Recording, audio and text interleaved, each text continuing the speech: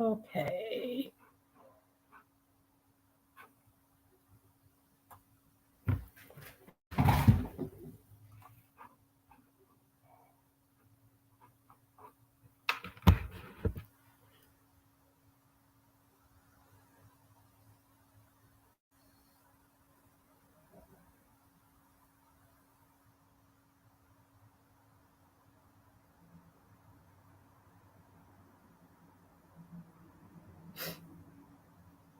Greetings, family. I don't see anyone on yet, but I'm gonna go ahead and get started because I don't want to be very long. I find that the longer videos are as effective as just coming on, stating business, and getting on off. So today is March the 16th, 2024. And if you have made a commitment to support Ashe Academy and Oasis Literacy Center with $10 a month, um, you did receive your newsletter yesterday. And in that newsletter, it was stated that uh, we would announce the winners. We'll be drawing for the winners for January and February today for those who support the mission and the cause. I'm gonna do that a little bit later on during the live, but I first wanted to just talk a little bit about a few things that have been going on. I did not get on last month, February, because life was lifing, right? Life was lifing. And so it's all good. We just got more to share this month, right? And more to come in the upcoming year. Greetings, Brother Obafemi. I'm glad you could join me today. I'm not going to be long. I just wanted to go over a couple things and talk about Blackness, talk about Black books, talk about our story, all that good stuff, right? So I do want to start off by recognizing an ancestor. Y'all, it's Women's History Month. And so this ancestor is very appropriate for us to be learning about and talking about today. Her name is Dr. Rebecca J. Cole. And she entered the physical realm on this day in 1846. She was born in Philadelphia, and Philadelphia was a free Pennsylvania, Philadelphia city and state, free city and state. So she would go on to the Institute for Colored Youth, which is abbreviated ICE. And I first learned about the Institute for Colored Youth. Now, if you listen to Brother Akil, he talks about uh, the Institute ICE some when he's speaking of one of the mathematicians that was there. But I first learned about the Institute for Colored Youth when I was studying Mama Fanny Coppin Jackson with and now part of this history of ICE is where Cheney State originated. So um yeah, so Cheney State originated from the Institute for Colored Youth. And in this school, they were very adamant that the students and the scholars learned about math. They were very adamant that the scholars learned, right? Because one of Fanny Jackson Coppin's missions was she was determined to dispel the myth that Black children could not learn. So she was powerful in herself. So anyway, Dr. Rebecca J. Cole went there, and then uh, she went on to medical school and became a doctor. And a lot of times we don't even know the story of our ancestors, the greatness of our ancestors. It's awesome. I implore you to read. I ask you to read. Look up Rebecca J. Cole. Look her up. She was the second African American woman to become a doctor in this country. She followed Rebecca Crumpler, I think her name is. So, but we want to recognize and honor Dr. Rebecca J. Cole today because today is her day, March 16th, 1846, right? And again, as I said, it's Women's History Month. So she is very appropriate. We should be studying, we should be learning about these women all year, right? Not just celebrating their blackness and our blackness in January, in February and March. Okay, so Rebecca J. Cole, remember that name. So as you can see on the screen, I have a spring break challenge. We wrapped up spring break here in Mississippi yesterday. And this year, thankfully, it was a beautiful week. Although yesterday it rained, but usually it rains during the entire week in Mississippi. So we had a really great week. And I was like, I got to figure out something for us to do. I did not want to do a camp or anything this year just because I needed to rest mentally. But I came up with this challenge, and me and Kenzie and our neighbors, we actually did the challenge. We had two little girls that are neighbors, and they came over, and we did a lot of these things that are on this list. So we researched some herbs, and we actually planted some lemongrass. We planted uh, mint. We planted kale, which is not a herb, is it? Well, it could be. It's a leafy green.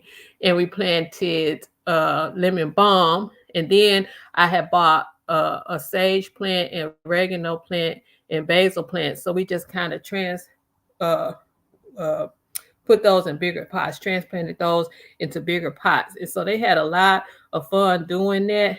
Kenzie was like, oh man, today has been a great day because as Will Allen is the farmer that was in Milwaukee. He stated that there's something in the soil, and there is a scientific name for it, that there's something in the soil that when children plant and they put their hands in soil, even adults, people in general, I would think, it's something that calms them. It's a common effect that you have when you reconnect with nature and you reconnect with the Mother Earth, right? So we planted those. Uh, Visit an elder or write a letter to an elder in your community. We did visit an elder Wednesday. We actually took her something to eat. She had been sick, so we did that. And that is when Kenzie got my phone and recorded that message that some of y'all had seen. But anyway, did we planned and cooked a vegetarian meal from scratch. And I put in parentheses to use in season produce if possible, because if you've been following me for some time, you know that I love to make the list or look up the list of what's in season for each month. And that's because when you eat in tune with nature, there are several things that happen, right? You feel better because your body is made to absorb the fruits that are in season. You are helping the uh, ecosystem because these foods, most of them when they're in season, they may be long grown locally without pesticides and things of that nature. um, let's see what else. It's more economical because if you notice, I know that asparagus and Brussels sprouts and cabbage, they're in season like in early spring and in the fall. So watch those prices when you look at those lists. Apples, what else is in season? Because we actually created a meal of collard greens, butternut squash, and it was something else, probably some rice or something. But we I wanted to show her the variety of fruits and vegetables that are in season. And then we went and looked at them at the grocery store. We looked at the prices. We talked about what she didn't like and what she does like. And at that age, she's a picky eater, so it was a lot of I don't like. Right? Visit a bookstore, a public library. So y'all know I'm a librarian by trade, and I work at an academic library, but I love the public library. In fact, I probably have like 4 or 5 books checked out, and I'm gonna talk about one of them tonight. And then we have Research, a Black botanist, and I want to give Brother Patrick a shout out because a couple of days ago he made a post that said that most people consider Albert Einstein a genius, but what about the genius of George Washington Carver? I'm paraphrasing. He also said that George Washington Carver's uh, genius contributed more to the humanity of us than Albert Einstein's. And so it was some discussion on that.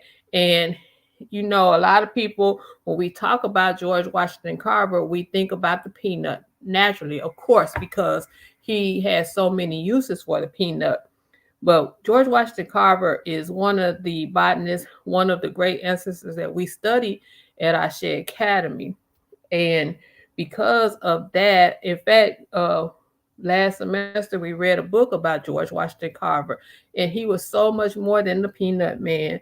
Of course, we need to give him his due for establishing so many uses for the peanut, but he was also a botanist, as I said before, and he really was ahead and he really laid the groundwork and the foundation for us to talk about rotation gardening, to talk about rotating your crops so that you don't deplete the soil of the nutrients. He also um, understood that certain plants needed certain nutrients to grow, and he would go out and he would teach the black farmers in the area about crop rotation and what they needed to make sure that the soil was plentiful.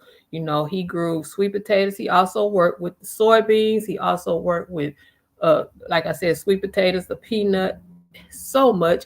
He taught at Tuskegee, uh, and he was a very modest man. He did not have this big fancy house because he really gave a lot. Greetings, Sister Mila. Greetings, Mama Simone. Yes, he was also a painter. He was an artist. That's right, Mama Simone. And these are some things that we learned when we read the book about him. I know for a fact that he is one of Kenzie's favorite people. And which leads me into the miseducation of the Negro, because in the book, The Miseducation of the Negro, Carter G. Woodson mentions him when he talks about people we need to be learning from. He stated that that we need to be learning agriculture from Carter G. Woodson, not these people who had never been in the South before, and didn't know anything about Southern lifestyle or even Southern climates or the topography. And then he mentioned, I was trying to find the two names that he also mentioned to learn from. It was George Washington Carver, and there was two other Babas as well. Hold on, because I think it's very significant, because I learned about these two men when I really paid attention to what I read. And that's why I always talk about, because at first I used to just like, it used to trip me out when people say that they read a book more than one time. And I guess it was because I read so much fiction that I could not understand how someone could read a book more than once. But since I started reading a lot more nonfiction, I do read, and I read The Miseducation of the Negro every year. And this year I was reading, and he said, here it is. He says, the Graduate School for Negro Study of Chemistry is with George Washington Carver at Tuskegee. At least 100 youths should wait daily upon the words of this scientist to be able to pass on the generations unborn his great knowledge of agriculture chemistry. Yes. So then he went on to say Negroes desired to specialize in agriculture should do it with the workers like T.M. Campbell and B.F. Hubert among the Negro farmers of the South. So of course, I had to go and look up these two Babas. T.M. Campbell, I can't. He was a farmer, but I specifically remember I think he was the first county extension agent ever, and so that was like, wow, that's something that we should know. Who knew that a black man was the first county extension agent, right? So don't quote me, but I want you to look up these men for yourself. I'm gonna put their names in the chat so everyone can see the names, and hopefully you will look them up. T.M. Campbell. Thank you, Mama Simone. And the other is B.F. Hubert. B.F. Hubert. He was also a farmer. I think he actually went to college and then he came back to the farmer's land. I think he was in Alabama. I'm not sure, but I know both of them were in the South. And so that's B.F. Hubert. B.F. Hubert. Look up these two Babas. All right, because we have some amazing stories. And so now I'm still reading The Miseducation of the Negro, because I want to really start really taking notes, because the first times I read it, I was just reading it so we could do these book discussions, do these book talks. But this time I'm really absorbing more of what I'm reading. And so I just remember I was reading, and I had sent Brother Patrick a quote uh, that I saw in here, because, like I said, I was like, what? You know, I just don't remember reading some of these things the first few times. And again, that's why I said it's so important to start rereading, especially when you come to a different stage in your life where you want to absorb more. Here it is. I was reading in it, and I read this sentence that said, real education, because Carter G. Woodson was really adamant about education, not just teaching. Because remember, he said the mere imparting of information is not education. Real education is meant to inspire people to live more abundantly, to learn to begin with life as they find it, and to make it better. And I'm going to read this because I want to really cement it with this last sentence. But the instructions so far given Negroes in colleges and universities has worked to the contrary. In most cases, such graduates have merely increased the number of malcontents who suffer no program for changing the undesirable conditions about which they complain. One should rely upon protest only when it is reported by a constructive program. And so that just kind of reminds me of some of the times that we protest, but what are we wanting in at the end? Do we have something? Do we have a something tangible that we want at the end of our protest? Are we just out there? It's great to bring attention, but you should always have something to come, or some kind of demands at the end of your protest. All right. So I want to go back into my comments. Uh, yes, okay. Um, yes, Sister Carol, I'm talking a little bit about the miseducation of the Negro, but I kind of want to delve into some other subjects as well. And what I'm going to do is I'm just going to talk a little bit about it, and just every month pull from pull from uh, the book, because it's so much, right? It's so much. And Carter G. Woodson, he was just a magnificent Baba. Mama Simone, you already know how I feel about Carter G. Woodson. So yeah. Hey, Quisha, I'm glad you are on. Quisha is one of the students that passed through Northwest, one of my babies that I love keeping up with on social media. So I'm glad you're on today, baby. All right.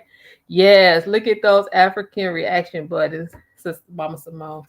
All right. So we're gonna talk a little bit more about the miseducation of the Negro next month. But I do want you to look up those two Bibles that Mama Simone put in the chat: T.M. Campbell and B.F. Hubert. Right? Okay. So that leads me into another point, and I want to share my screen again because I want to share something that I created right at the end of February. I was thinking about Women's History Month and the story as it pertains to us. And I started thinking about the stigmatism, the warranted stigmatism of Mississippi. And but I also wanted us to remember that this is, like, to me, a battleground state. And I know to the people that I work with the Black Liberation Movement, with Mississippi on the Move, and President Dubsack over in Marshall County, Holly Springs area, that we know that Mississippi is important. Brother Patrick always says, or always quotes William Faulkner when he said that if you want to understand the world, you need to first look at Mississippi. All right.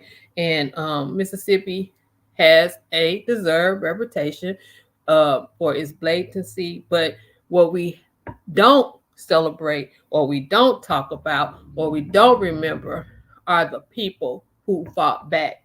And that's why I always speak about Baba Akinyele Emoja's book, We Will Shoot Back, where he has gone in and taught and done extensive research of people who actually pushed back against the blatant thick cloak of racism here in the state, and it continues today. These are our unsung heroes. Some of them you know, some of them you may have never heard of, and that's why I wanted to pull them into this calendar, to celebrate them and to uplift them and to recognize them. These are women, and again, if you received our newsletter, in that newsletter, I stated these are women who fought for the upliftment of all Black people. Okay, they weren't on no feminist ride. They weren't on this women do it better ride, because they knew that we were all living the same reality. And so each month I have these women. Um, let me go back. These different women. Some of them, I think, Mama Merle, Mama Ruby Andrews, and Mama Unitha Blackwell. I think I have them on their actual day. I think the others are just kind of random, because I wanted to just include them in the March calendar. Oh, Mama Gladys Noel Bates is actually on her day as well. And then I had the women of the Tougaloo Nine on the 27th, because that's the day that they were arrested in March of 1961, because they wanted to use the Jackson Public Library. Okay, so I encourage you all to look up these women. Today we have Mama Ida B. Wells from Holly Springs, and y'all know she's another one of my favorites. Born in Holly Springs. If you are ever in the Holly Springs area, I encourage you to visit the Ida B. Wells Museum, where it is housed on the actual land that her family lived on. And the curator, I heard her speak, because we were actually honored at the same event, and she said, I can't think of the mama's name, but she said she was born and raised in Holly Springs, and she went to college. I can't remember where she went to college, and it was there that she learned about Ida B. Wells. And she was so angry. She was so angry that she grew up, born and raised in Holly Springs, and had never heard of Ida B. Wells. She had to leave Holly Springs to learn about her. So she came back with a determination to build a museum in Holly Springs in her honor, so that others would not have to have that same experience. And it reminds me of a quote by Baba Malcolm X. He said, "A sad people don't do anything. It's when you get mad, it's that when you start making changes." And so, today, if you don't know a lot about Mama Ida B. Wells, I encourage you to look up this phenomenal woman, right? All of them are. I learned about Vera Mae Piggy a couple years ago. I was doing some research and I came across Vera Mae Piggy's right there in Coahoma, Clarksdale. She worked alongside Aaron Henry and Amzie Moore. You have on here Lillian Dean Harris, who was nicknamed Pigfoot Mary once she left the Belzona area and migrated to Harlem. So many unsung heroes on here. Gladys Noel Bates. She and her husband were educators in Jackson Public School, and found out that their white counterpart, where the white teachers were making much more money than they were, and went and was like, "Hey, you know what? Y'all need to be paying us just like you paying them." And lost her job. Her husband lost his job, and they actually moved to, I think it was Detroit. So many unsung heroes. Mama Dory Ladner. Now, at the time I made this calendar, she was still in the physical realm, but she has since transitioned. Very active during the civil rights movement. She actually was a student at Tougaloo during the Freedom Summer, and she took a leave of absence from school and joined the SNCC workers. So it's just so much. And like I said, the Tougaloo Nine were students at Tougaloo as well, and they, along with I think it was 5 brothers, they went and tried to integrate the Jackson Public Library, and they were arrested as well. We had Thea Bowman. She was a part of the Catholic Church. Just so many women. And at the end, on the 31st, I have Mama Jamie Brewer. Now, she is a person that I learned about from Baba Akinyele's book, We Will Shoot Back. And if you watch the show I did with him a couple years ago, he talked about Mama Jane. And she was like in her 70s, 80s during Freedom Summer. And they tried to go register and vote in Tallahatchie County, and they did not succeed. And she knew that they were going to come and try to terrorize them. And so when these white men came, they were ready for them. They turned on floodlights. They had their Molotov cocktails. They ran them off her property. And so, these are stories. They're entertaining, but they're real. They're real. And all these women on this calendar, I could have filled it up with even more. So I had to narrow my choices down. Some of them some of them you may not know. Some of them you probably won't find a lot of information about them. I could not find a lot of information about Mama Zia Hill over in Clarksdale. I just know that she bought I think it used to be like a hospital or something, and she transformed it into a hotel. And let me just say one more thing about one of the mamas on here, Mama Virgia Brock Shed. She was actually a librarian, and I knew her name because the Mississippi Library Association actually has a scholarship in her honor. But she was a librarian here in the state of Mississippi. And as with most librarians, Black librarians, we always try to bring we always bring our experience into what it is that we do. She was a librarian at a time when a lot of Black books weren't in public libraries. And so she worked hard to make these things happen. So again, I encourage you all to check out that calendar and look up some of those women on there. All right. You definitely have care. Thank you. Thank you, Mama Simone. One of the things that I really wanted to do during spring break is write. And I'm going to start focusing a lot more on my writing.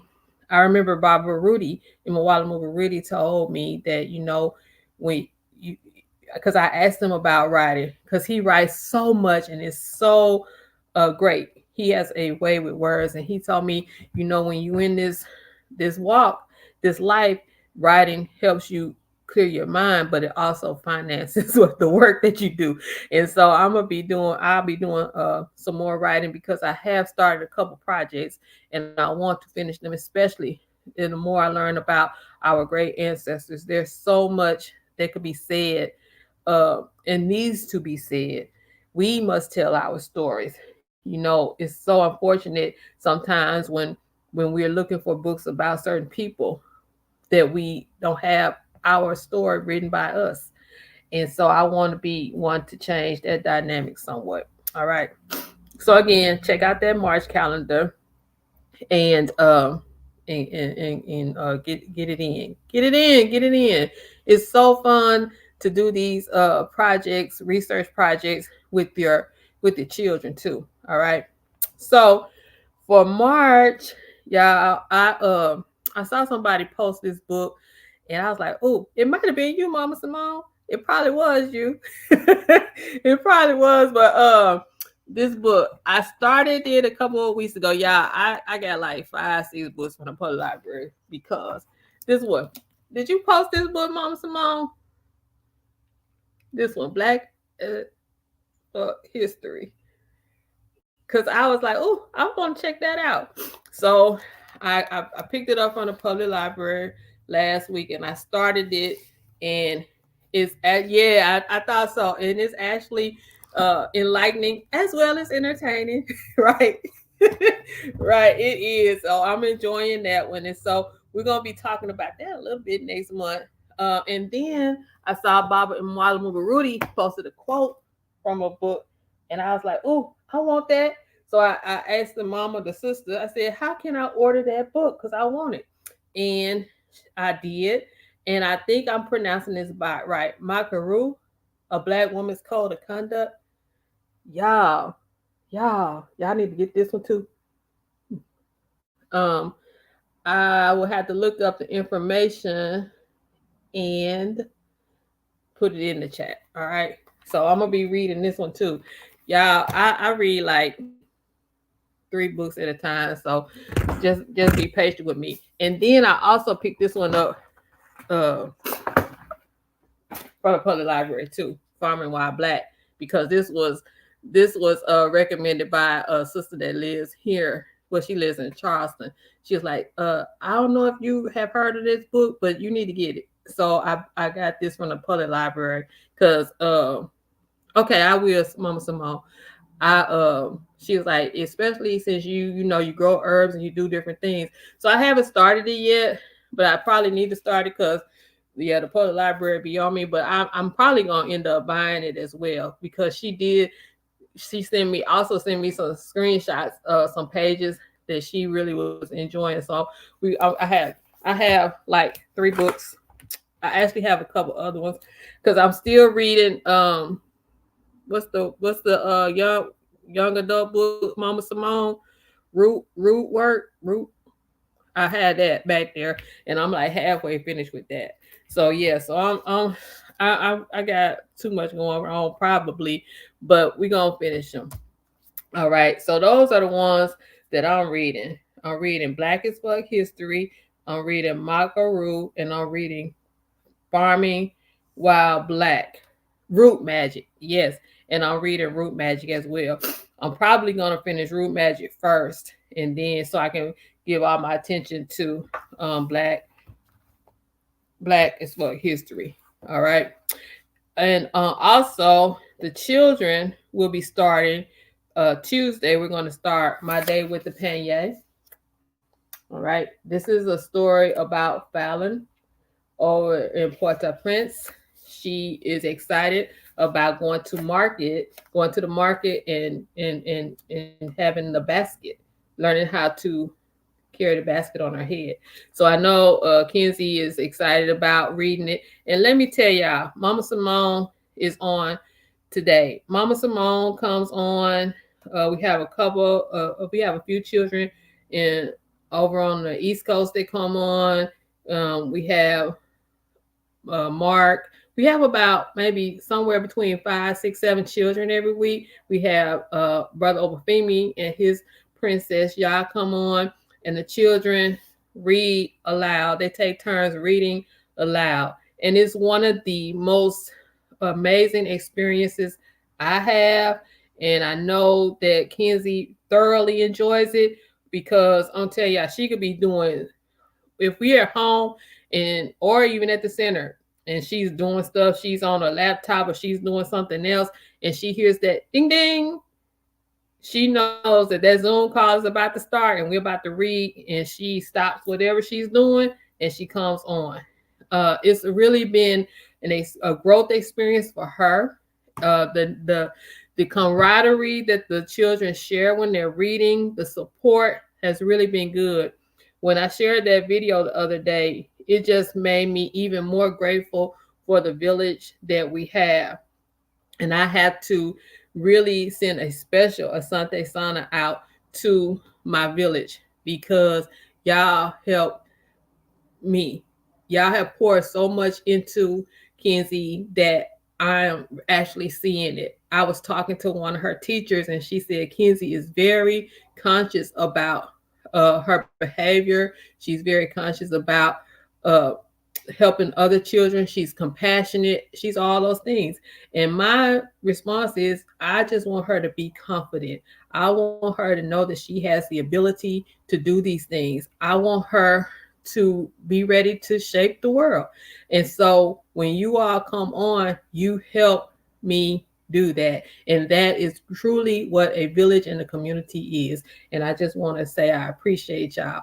And if you don't have your children signed up for Read Black with me, you really need to get them signed up because it really makes a difference. And not just Read Black with me, but Saturday school as well. We are having Saturday school this coming Saturday, the 23rd. And we're going to be talking about Black women. And I do have an assignment. I don't know if it's going to let me share it and show you all. It, yeah. I don't think that's the right one. Hold on.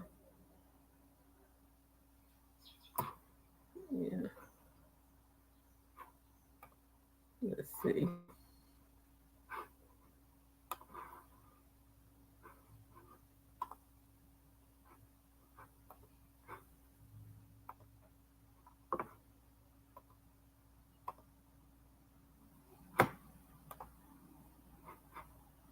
So this is our March assignment. I don't know if y'all can see that screen real good.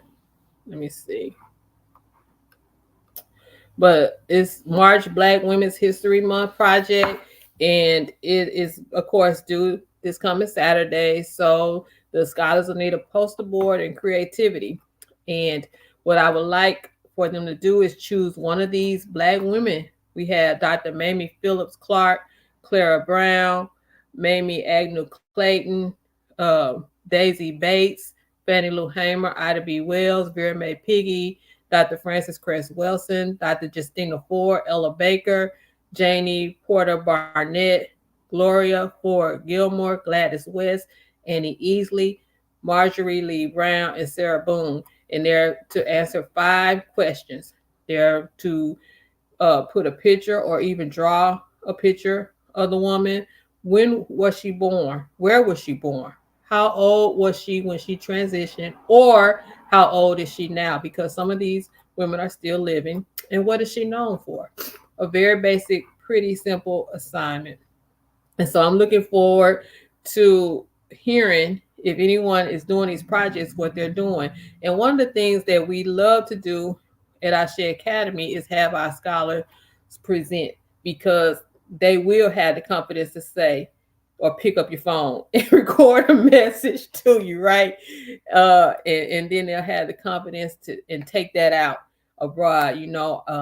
Kenzie actually goes to public school here, and I can tell that what she's gathering and what she's absorbing from Ashe Academy is transferred there in the classroom, and is transferred in every space that she occupies, because that's one thing that we teach is be unapologetically Black in every space you occupy, right? And then when they have projects at school, she's actually taking our culture and presenting it in school projects. I want to dress up as Stagecoach Mary for Character Day, right? I want to do my book review report or my book fair, which is totally voluntary, on the I Have a Dream book. I want to, when we had to do our cereal project, my cereal is going to be Juneteenth Jamboree. And so, we just have to use every tool at our disposal, like Dr. John Henry Clark said, right? So, anyway, we're going to be reading My Day with the Panier starting Tuesday. All right. And so now we are at the end, and I'm going to pull names. Yay! Pull names for the prizes for those who have committed to donating $10 a month to Ashe Academy, because Ashe Academy is so needed. We talk about what our children aren't getting in the public school system, and right now Ashe Academy is a supplement to not only just children who go to public schools, but the children who are homeschooled. Mama Simone and Mama Simone and Mama Kiona, they homeschool their children. But when we do our Read Black with Me programs on Tuesdays, and when we have our Saturday school sessions, they come in and they enjoy that fellowship and camaraderie with other children. And I know that the children that go to public school appreciate the camaraderie and the safe space that we provide for them. And so your $10 donation helps us keep our physical space, because we do meet on Tuesdays at the Culture Center, and we tutor and we do cultural things there as well. So it supports that physical space, and it supports what we do with the Saturday school and the Read Black with Me. And I want to say this, because of a generous donation from Sister Simone Weber and Brother Robert Bucci Faulkner, we'll be able to continue the Read Black with Me program another school year. So I'm excited about that.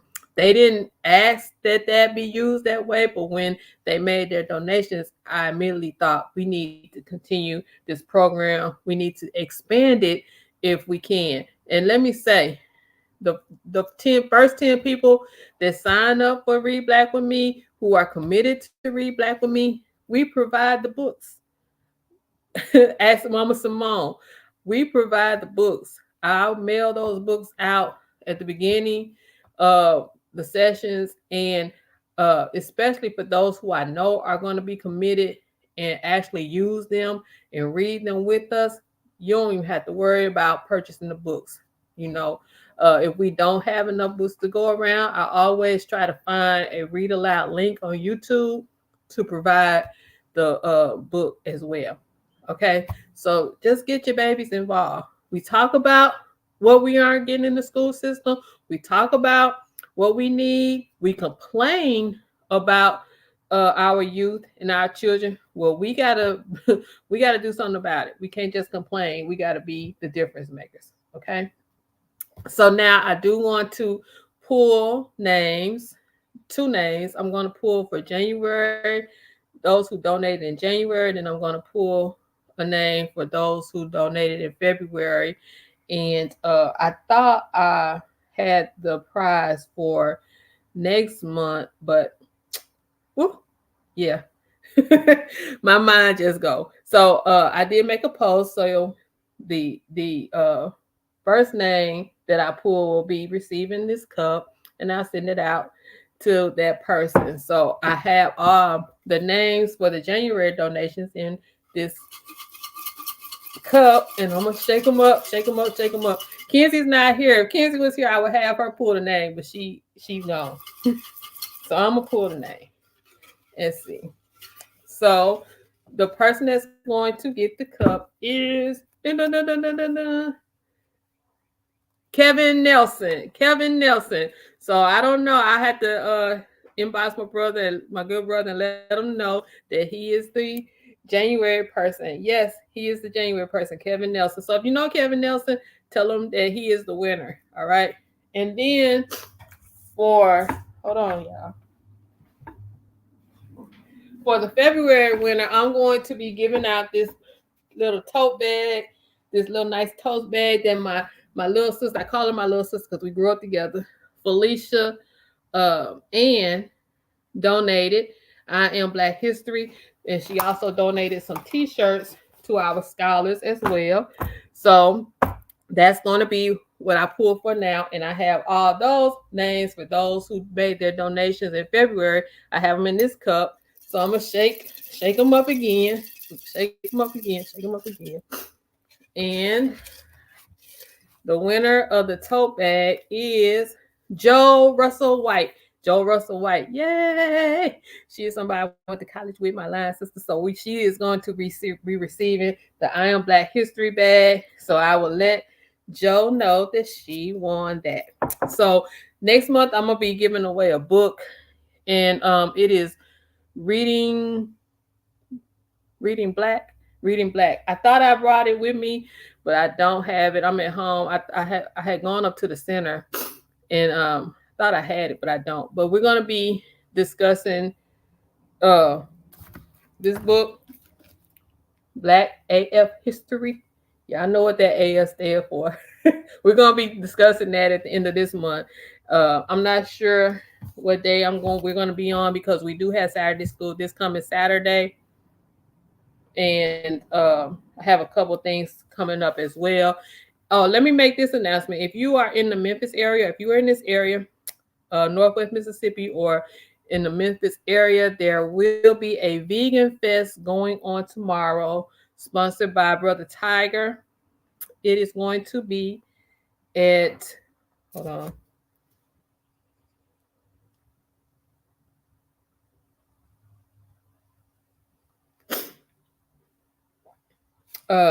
The Soul Train Lounge, and that is located at 645 East Georgia Avenue in Memphis from 11 to 6. So if you are in the Memphis area, Northwest Mississippi area, join me because I'm gonna be there. It's really a great event experience. Tiger always does a great job with the Vegan Fest. Some good food and great entertainment and a lot of good fellowship. So that's where we'll be tomorrow. Uh, and I want to thank you all for your support, and just believing in that we can do this, because it takes a belief in ourselves that we can do this. So I do want to recognize a couple people I see on. Um, Mama Simone, thank you for your engagement. You made the time just go by. Sister Mila, Brother Samori, I appreciate y'all for coming on uh, and engaging. So until next month, Mama Simone, I'll see you Tuesday. Y'all have a great Saturday and asante again for your support. Peace out.